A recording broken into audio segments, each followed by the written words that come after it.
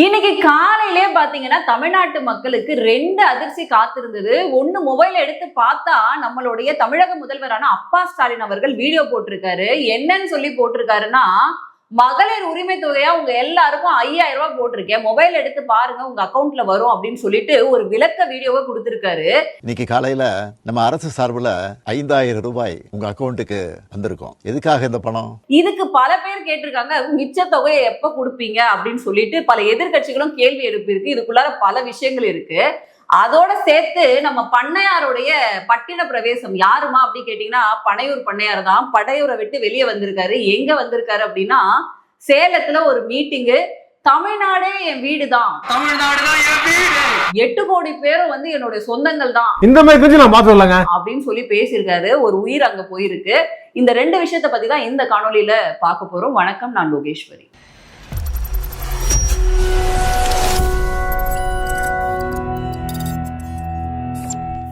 இன்னைக்கு டிவிகே விஜய் அவர்கள் சேலத்துல ஒரு பொதுக்கூட்டமானது நடத்தியிருக்காரு. நிர்வாகிகளோட கிட்டத்தட்ட 5000 பேர் பக்கமா கலந்துகிட்டதா சொல்றாங்க. ஒரு க்ளோஸ்டு டோர் மீட்டிங் மாதிரி அரேஞ்ச் பண்ணியிருந்தாங்க, ஒரு கிரவுண்ட் எடுத்து. இது எங்க நடந்துச்சு அப்படின்னா சேலம் சீலநாயக்கம்பட்டி அப்படிங்கிற ஊர்ல வந்து நடந்திருக்கு. வழக்கம் போல விஜய் ரசிகர்களோடைய கலைவரத்தோட தான் நடந்திருக்கு. என்ன ஒரு துயரமான விஷயம் அப்படின்னா, ஒருவர் வந்து பலியாயிருக்காரு. அவருக்கு வயசு வந்து 37. சூரஜ் அப்படிங்கிற வட மாநிலத்தை சேர்ந்தவர் அப்படின்னு நினைக்கிறோம். அந்த இடத்திலேயே வந்து அவரால் பிரீத் பண்ண முடியாம அவருக்கு ஃபர்ஸ்ட் எய்ட்லாம் பண்ணி சிகிச்சை பலன் இல்லாம உயிரிழந்திருக்காரு. ஸோ சேலம் பயணத்துல விஜயோட கூட்டத்துல மீண்டும் ஒரு பலி அப்படிங்கிறது. ஸோ இங்க வந்து நடந்த விஷயங்கள், விஜய் அவர்கள் ஒரு 24 நிமிஷம் வந்து பேசியிருக்காரு. வழக்கமான ஸ்பீச் தான் விஜய் அவர்கள் பேசியிருக்காங்க அப்படிங்கிறத நம்ம பார்க்குறோம். ஏன்னா வந்து இந்த இடத்துல கூடியிருந்தாங்க நிறைய பெண்கள் ஆண்கள் அப்படின்னு கூடியிருந்தாங்க. அதோட சேர்த்து விஜய் அவர்கள் உள்ள வரும்பொழுது கையை தட்டி விட்ட மாதிரியான சில விஷுவல்ஸும் பார்க்க முடிஞ்சது. பல பேர் வந்து ரொம்ப ஆர்வமா வெயில்ல காத்துட்டு இருந்தாங்க.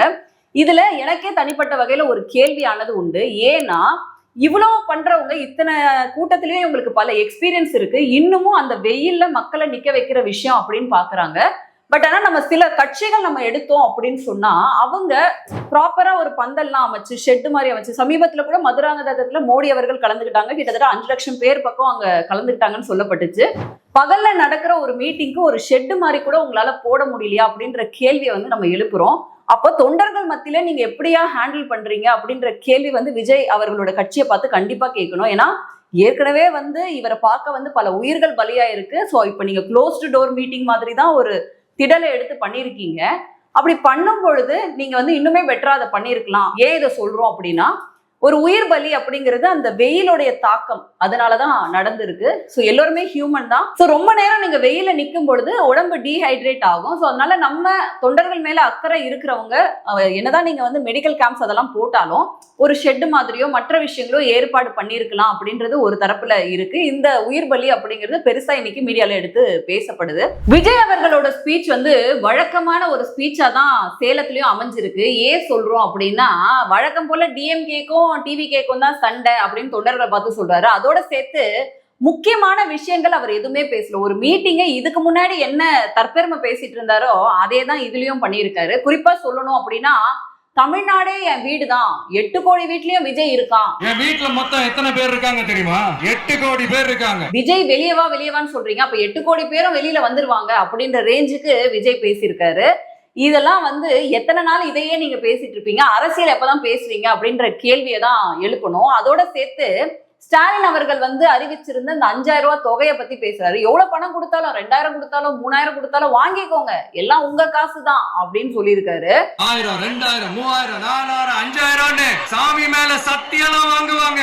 வாங்கிக்கங்க, சந்தோஷமா வாங்கிக்கங்க, எல்லாம் உங்க பணம் தான். கற்பூரம் அடிச்சு கூட நீங்க சத்தியம் பண்ணுங்க, ஆனா ஓட்டை மட்டும் அவங்களுக்கு போடாதீங்க, தூய சக்தியான என்கிட்ட போடுங்க. அவங்கள மாதிரி நான் ஊழல் சக்தி கிடையாது, நான் ஊழல் பண்ணதில்லை, எனக்கு அனுபவம் இல்லதான், உங்களை மாதிரி ஊழல் பண்ணி அனுபவம் இல்லதான் அப்படின்னு சொல்லி ரைமிங்கா பேசிட்டே இருந்தாப்புல.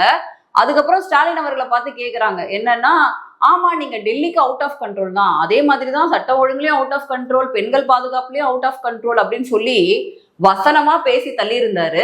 சட்டம் ஒழுங்குல அவுட் ஆஃப் கண்ட்ரோல், பெண்கள் பாதுகாப்புல அவுட் ஆஃப் கண்ட்ரோல், இளைஞர்கள் வேலை வாய்ப்புல அவுட் ஆஃப் கண்ட்ரோல், அவரோட ஆட்சியே ஒரு அவுட் ஆஃப் கண்ட்ரோல்.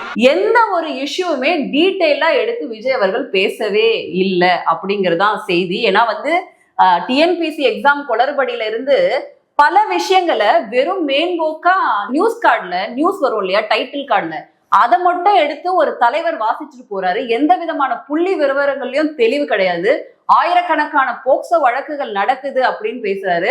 ஒரு அரசியல் தலைவர்கள் இப்படிதான் பேசுவாங்களா அப்படிங்கிற கேள்வியை திரும்ப விஜய் அவர்களிடம் கேட்கணும் அப்படின்னு. ஏன்னா சமீபத்துல இந்தியா டுடே நடத்தின அந்த கான்க்ளேவ் நம்ம பார்த்திருப்போம், தலைவர்கள் கலந்துக்கிட்டாங்க. அதுல எடப்பாடி பழனிசாமி அவர்களா இருக்கட்டும், இல்ல அண்ணாமலை அவர்களா இருக்கட்டும், இல்ல ப. சிதம்பரம் அவர்களா இருக்கட்டும், அவங்க எல்லாம் என்ன மாதிரியான முன்னெடுப்புகள் டேட்டாஸ பேசுறாங்க.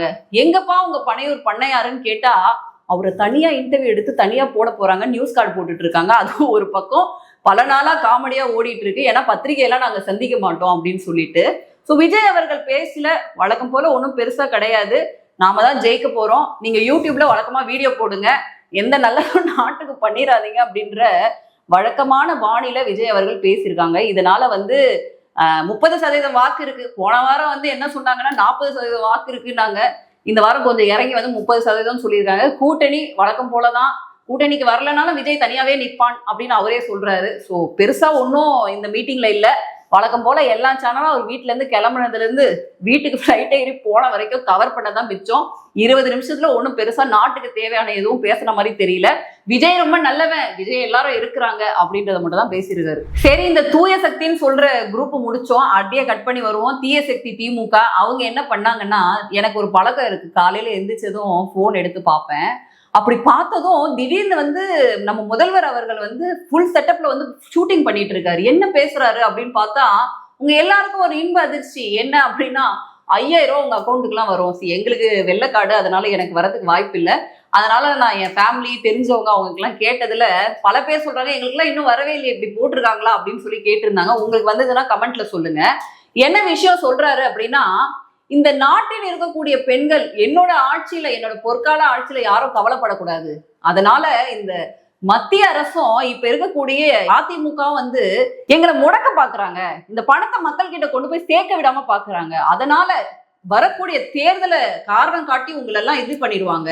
எதிர்வரும் சட்டமன்ற தேர்தலை காரணம் காட்டி அடுத்த 3 மாசத்துக்கு இந்த மகளிர் உரிமை தொகையை நிறுத்த சூழ்ச்சி செய்யறதா தகவல் வருது. அதனால முன்கூட்டியே உங்களுக்கு 3000 ரூபாய் பணத்தை போட்டுறேன், பிப்ரவரி மார்ச் ஏப்ரலுக்கான பணத்தை போட்டுருவேன், அதோட சேர்த்து மே மாசம் நீங்க எல்லாம் குழந்தைங்களோட கோடை விடுமுறை கொண்டாடுறதுக்காக இன்னும் 2000 ரூபாய் சேர்த்து 5000 ரூபாய் உங்களுக்கு போடுறேன்னு சொல்லி முதல்வர் அவர்கள் வீடியோ போட்டிருக்காப்ல.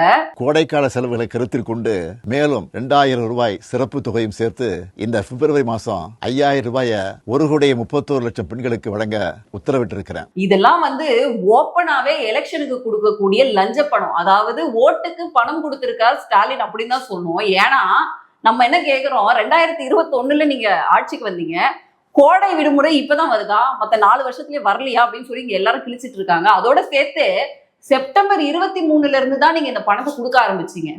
அப்ப முன்னாடி கொடுக்க வேண்டிய அந்த தொகையெல்லாம் கால்குலேட் பண்ணி மிச்ச தொகையை எப்ப கொடுப்பீங்க அப்படின்னு கேக்குறாங்க.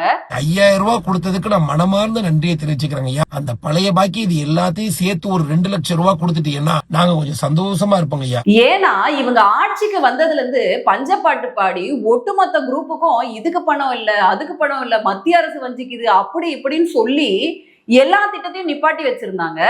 திடீர்னு மகளிர் மேல இவங்களுக்கு ஏன் இவ்வளவு அக்கறை வந்துருச்சு, மகளிர் உரிமை தொகையை நிப்பாட்டிடுவாங்க, அதனால நாங்க கொடுக்குறோம், இதுக்காக மத்திய அரசு எல்லா ஏற்பாடும் பண்ணுது, ஒன்றிய அரசு வஞ்சிக்க பாக்குது அப்படிங்கிறாங்க.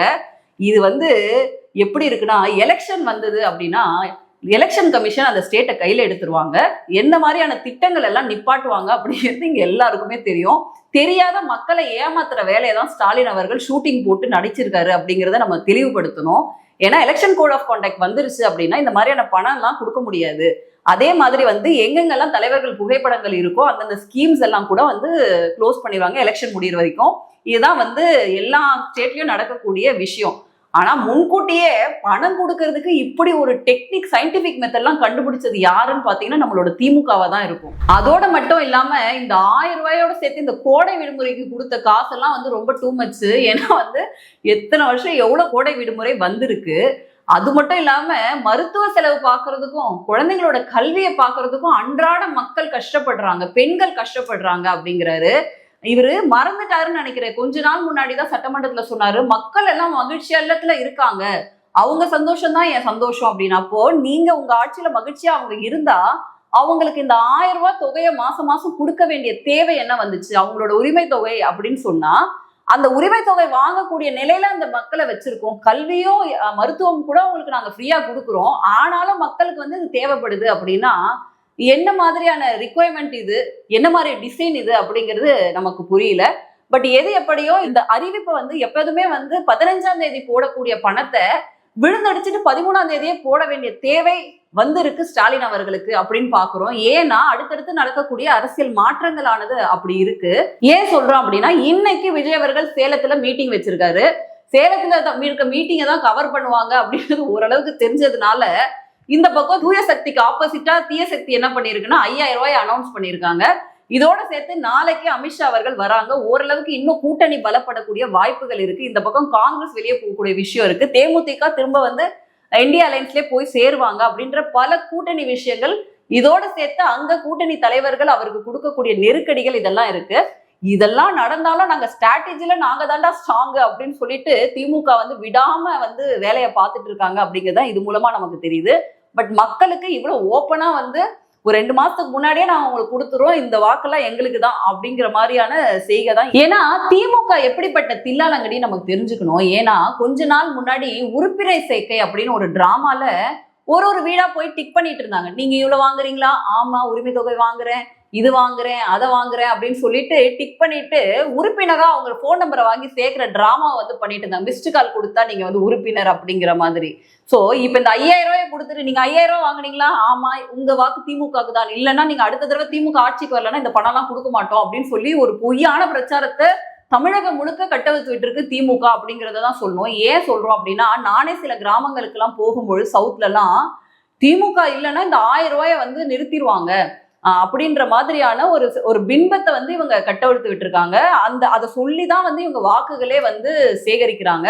அதோட சேர்த்து எடப்பாடி அவர்கள் ஏற்கனவே வந்து 2000 அறிவிச்சிருந்தாரு. அதே அறிவிப்பை நான் தொடர்ந்தால், என் பொற்கால ஆட்சி வந்தால் மட்டும்தான் மக்கள் எல்லாம் மகிழ்ச்சி வெள்ளத்துல இருக்க முடியும், என்னுடைய மகளிர் வந்து கவரைப்படுறத வந்து என்னால ஒரு காலம் ஏத்துக்க முடியாதுன்னு சொல்லிதான் நான் அடுத்து வரக்கூடிய ஆட்சியில நான் உங்களுக்கு 2000 ரூபாய் கொடுப்பேன் அப்படின்னு சொல்லியிருக்காரு. இப்ப ஊரெல்லாம் போராட்டம் பண்ணிட்டு இருக்காங்க. அதுலயும் வந்து இந்த அங்கன்வாடி மையத்துல இருக்கக்கூடிய பெண்கள்லாம் ஓடு ஒப்பாரி வச்சு போராட்டம் பண்றாங்க.